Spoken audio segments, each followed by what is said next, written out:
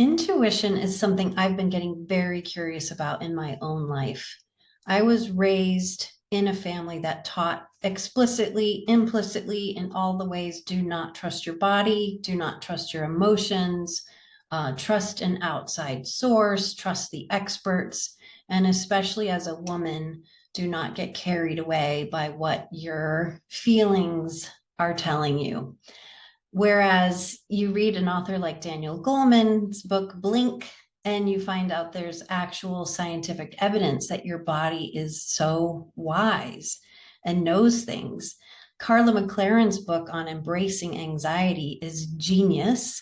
And anxiety is actually part of our intuition system. So if you're waking up a little anxious, instead of shoving it away, you can think about, like, oh, what are my senses picking up, especially like sound? If you were to see a troop of gazelles out there, you would see if there is a lion or maybe just a sound of some kind in the bushes nearby, you would see the entire herd perk up and start using their ears. And their bodies would tell them, okay, it's nothing. I'm going to go back to eating some grass here. Or it would tell them, I saw some ears over there peeking out of the grass. I am going to run this way. And so our intuition is there just as mammals. And instead of shutting it down and trying to be all thinky about life, what if we just said, this is a really wise part of me? It's okay to trust that I did hear a noise.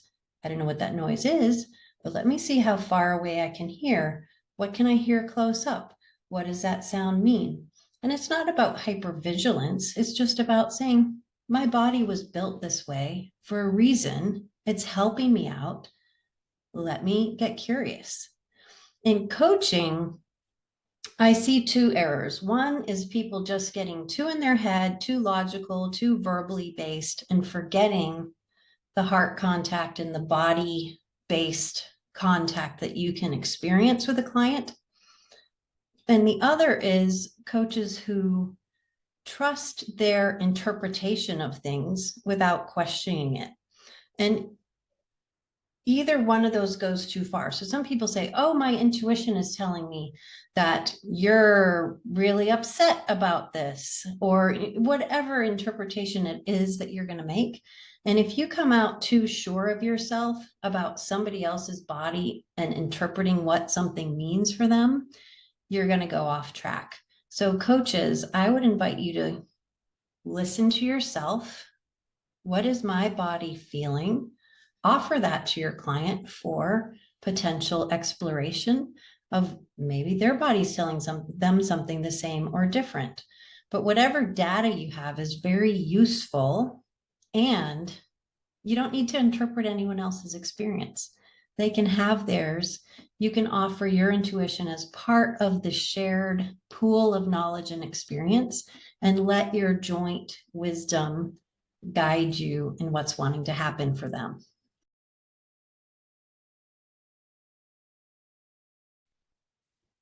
Your go-to skill is curiosity.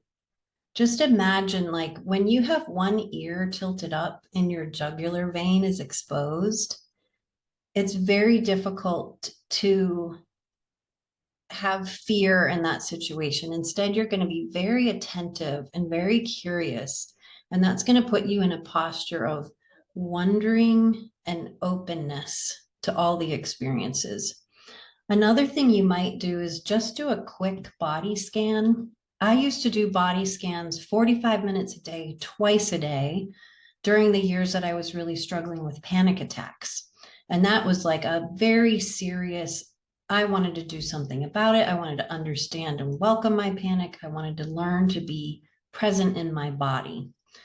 And I got to the point after doing this for some years that I could do a body scan literally in a breath. I could just become aware. What is the skin on my face doing? How are my neck muscles? What are my shoulders? Are they up? Are they down? How's my heart center? Is it open? Is it hunched? How's my gut doing?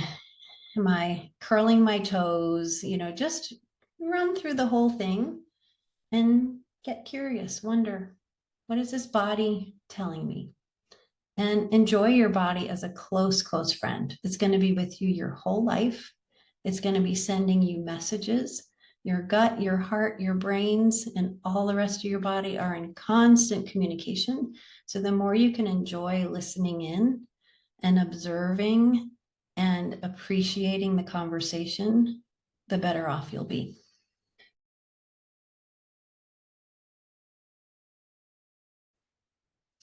Collective intuition is amazing because we're all just giving off pheromones and hormones of all kinds anytime we're in the same room as another human being. For some people, it's really, really strong. I have a family member who will literally, if that person walks into a room with 10 people and one of them's anxious, they will just turn around, leave the room, and be like, ooh, there was too much shaky in that room for me. For other people like me, it's very dulled. I have to look for cues. I need to use a lot more curiosity. I need to slow down, pay attention for clues. But regardless, it's happening. And two of the most contagious emotions are anxiety and calm. And you get to choose. One thing I love to do is sometimes I call it borrowing my calm brain. And so I will literally go sit down next to someone. If I see someone is anxious and I can tell from their body and just their vibrations they're giving off are telling me this person is not in a calm state, I will calm myself, go sit next to them. I'll start with their body posture and then I'll get very relaxed and breathe more slowly. Soften my gaze. Let the skin on my face be relaxed. Notice how soft my skin is, how nice it is to be in my body. Maybe lean toward them a little closer and I can feel them relaxing. Any of us can do this any time, whether someone around us knows we're doing it or not. It's kind of sneaky on my part, but I start with myself. Am I in a state that's most helpful for me in that moment? Do I want to regulate up or down to another state? And do I want to let someone borrow my calm brain for a moment? Or maybe my anxious brain. Maybe they need to get their butt out the door quickly. So it's okay to let a little anxiety spread if that means the right thing is going to get done.